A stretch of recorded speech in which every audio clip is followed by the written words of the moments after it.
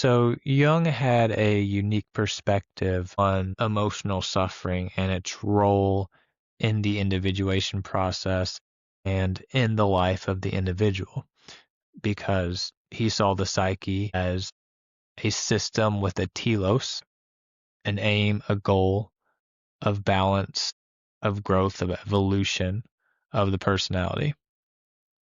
So this is a quote from Lionel Corbett, and in the beginning, he quotes Jung. So Jung said, "We should not try to get rid of a neurosis, but rather to experience what it means, what it has to teach, what its purpose is.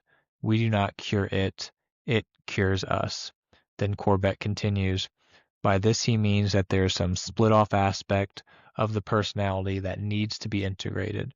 So the symptom is not an enemy as much as a signal or a first step in a healing process. Here Jung is trying to get past the ego's limited frame of reference so that we can see things in a larger perspective. He believes that symptoms such as anxiety or depression are messages from the transpersonal self or from the unconscious that something needs attention. If we take this view, we can trust our suffering, but otherwise our symptoms are nothing more than something to get rid of. So this is a much different approach than conventional modern psychiatry, which would see symptoms as something that simply need to be suppressed or removed, where Jung takes the approach that the symptoms are an invitation into a healing process.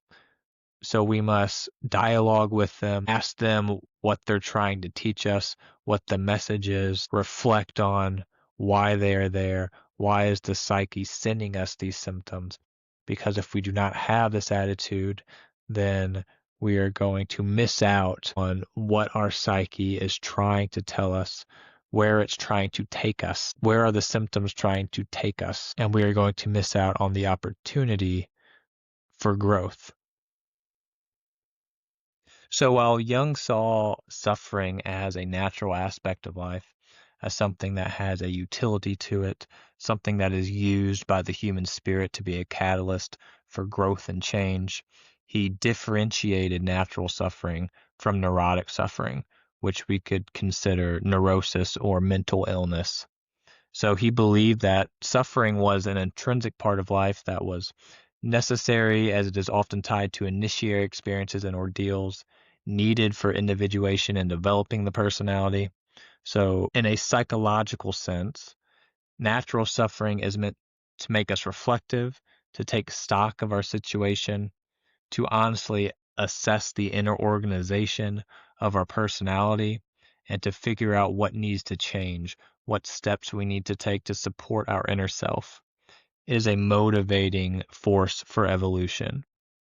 Whereas neurotic suffering, on the other hand, is a result of trying to avoid natural suffering.